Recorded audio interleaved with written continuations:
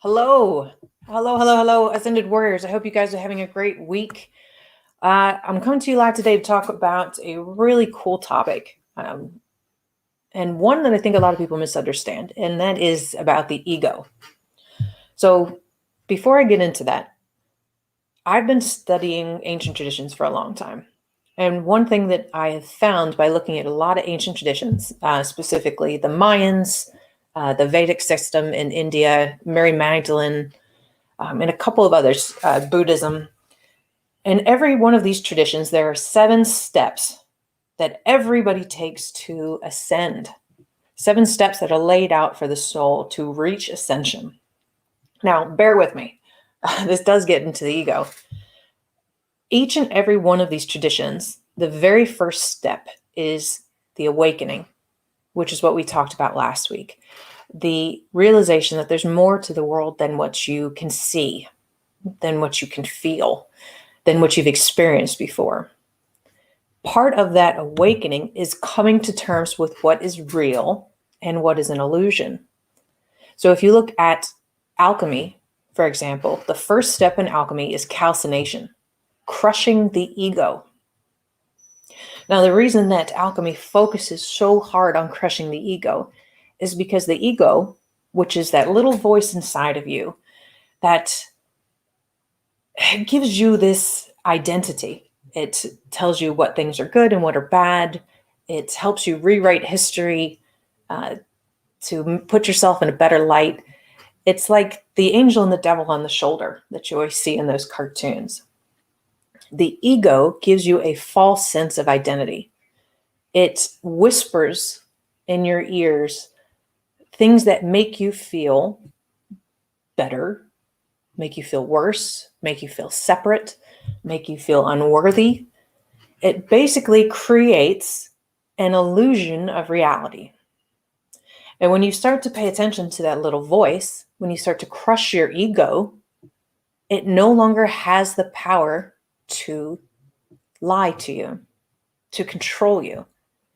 In truth, the ego has control over your emotions. That tiny little voice that rewinds history. Think of a situation where somebody has wronged you. And listen to that little voice that's telling you what happened. That's recapping the events for you, whether it's recapping them real or false. The ego has a way of replaying our history and creating an identity for us. For example, if I were to ask you right now to write down who you are, just take a couple minutes and write down who it is that you are. Who are you really? If you take a couple minutes and do that exercise, and pause the video if you need to, write down a description of yourself, how you see you. And I would say most of us would write down a really simple statement. This is my name. My name is Chris Alicia. I am a 40-year-old female. I am a sister. I am a daughter. I am a wife, former military. These descriptors that I'm using are false identities. What I mean by that is that isn't who I am. That's possibly what I am. There's some things that I've experienced, but it has nothing to do with who I am on the inside. The ego paints a picture of who you are. It gives you the names. It gives you the physical body. You are athletic. You are overweight. You are too skinny. You are perfection. The ego assigns logos to you that are not based in reality. They're false images of who you are. And when you buy into that illusion, what you're doing is allowing it to separate you from everybody around you. The ego is very closely linked to duality, us versus them, because the ego tells you who you are. You are a female, you are light-skinned, you are athletic, you are X. You are this age. Everything that they give you is a category. And what the ego is telling you is that if someone else is not in this category, then they're bad. Us versus them. Whether it's a group that you idealize and want to be like, or a group that you don't understand and don't like. If you look at a lot of the problems that the world is having right now, a lot of the issues with racism, gender discrimination, sexual orientation discrimination, all of that wonderful stuff, gender identification discrimination, a lot of it comes down to the ego, that false sense of us versus them. That is why it is so important to crush the ego. And that's just from an outside perspective, to get rid of the idea of us versus them. Think about what it does to you. Think about a time where you messed up. Take a minute, pause the video if you want to, and write down an event where you messed up, where you feel that you failed. And write it out in as much description as you want to. When you do that, take a look back and look at this with a really critical eye and see if you can spot where it's your ego telling you that you have done things wrong versus the actual events. This might sound kind of confusing, but the ego is not telling you the truth. It's there for a very specific reason. The ego itself is not good or bad. It just is. In fact, it's there to help us survive. It's an evolutionary mechanism that we've created to help us survive. But it does not allow you to grow. So one of the exercises that I want to do, or one of the exercises that I do with the people who come into any of my mentorship classes, the whole first month is figuring out who you are, removing all the labels. So you are not Chris the veteran. Let's move that away. You're not a daughter, you're not a wife, you're not a teacher. Scrub all of those ego-ridden labels away to find out who you were when you were born. Who are you born to be? When you strip away all of the cultural additions, all of the things that society has given you in order to shove you into this beautiful little box where you now fit with the world. When you scrub all of those away, you will learn who you really are. And a big part of that is crushing that little voice inside of you that tells you you're not good enough, that you're not worthy, that the person across from you is not good enough and not worthy. That little voice that sits there like a yapping little puppy dog has to be silenced. And the very first step to do this is recognizing when it's happening. The very, very first step is to recognize when the ego is injecting information. This is not demonizing the ego. This is not saying we're going to crush and destroy the ego. This is recognition. So the exercise I want everybody to do, if you're interested in learning how to crush your ego, is to do that first step I said. Think of a time when you did something that you were ashamed of. Write it out in as much detail as possible. And when you're done with that, I want you to go back and read through it again. And I want you to remove any rationalizations that you've put in there, any phrases that you've put in to minimize the effects, to put yourself or somebody else in a better light. I want you to strip those out. You're writing an event as it happened. You're not rationalizing it. You are not trying to understand it. You're not trying to mitigate it. You are recapping it like a reporter. Go back through and look at any time that you are judging yourself with your words or judging other people in the statement with the words, and strip those out.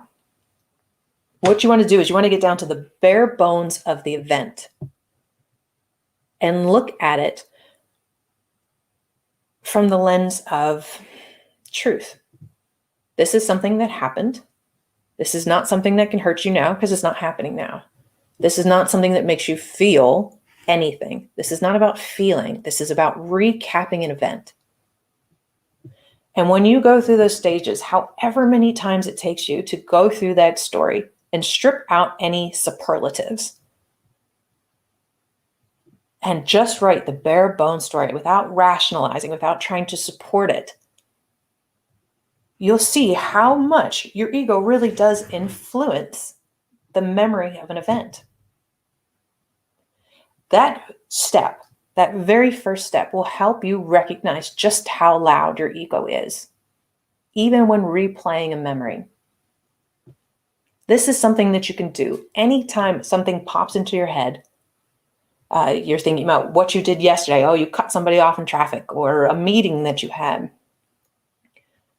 Write it down or replay it, however you need to do, looking for the times where your ego tries to inject, when it tries to rationalize the behavior, when it tries to make you look better or worse than the actual events.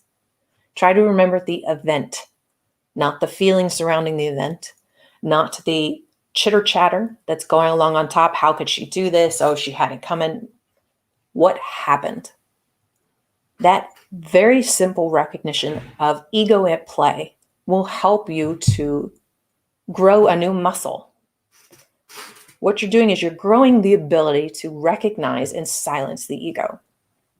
This is not an easy step by any stretch of the imagination. This is why we spend an entire month on figuring out who we are. But recognition is the very, very first step. So try this. Write down a story, an event where you were wronged or you wronged somebody else, and strip out anything that's ego-ridden. See how this works for you. Take a break in between your editing. Come back to it the next day and look at it again. And see how much the story transitions, how greatly the story transitions from that very first recapping, when the ego is just spitting all over your story and your memory, to when you stripped away that false identity, that little voice that's telling you, right, and see what it looks like at the end. These ego-crushing techniques, and there are many of them, will get you to a place that even in your waking state, when you're driving, when you're working, when you're doing anything, you can spot when that little voice starts to speak to you, when it starts to influence how you feel. And that realization can trigger you and allows you to say, I'm going to silence my ego. You can get to the point where you have the power to recognize the ego as it begins speaking, silence it, and then move forth, so that the ego will not have the same control over you that it does now. The ego is responsible for a lot of cycles of depression, for anger, for hurt, for honestly the dogmatic traditions that we've stuck to. It has a way of making you feel alone. So recognize when it's speaking to you so that you can quiet it and find out who you really are, what your heart is telling you versus what that little voice is telling you. When you look at an event without the ego in it, even if it is an event where you felt like a piece of shit, it puts it into context. We all make mistakes. We're all human. So what? What's wrong with that? Does that make you any less valuable? Absolutely not. So try this technique, taking the ego out of your story. If you need some examples on this or you'd like some help, please message me and let me know what it is that you need help on. And if you're interested in learning more about the Path of the Spiritual Warrior, which is the 4-month program that I am launching in June, the whole first month is crushing the ego. So check that out at ascended-warrior.com. If you are a veteran or first responder, there are scholarships available for any and all Ascended Warrior programs. And if you're interested in donating to the consciousness of those communities and those scholarship programs, please check out the website as well.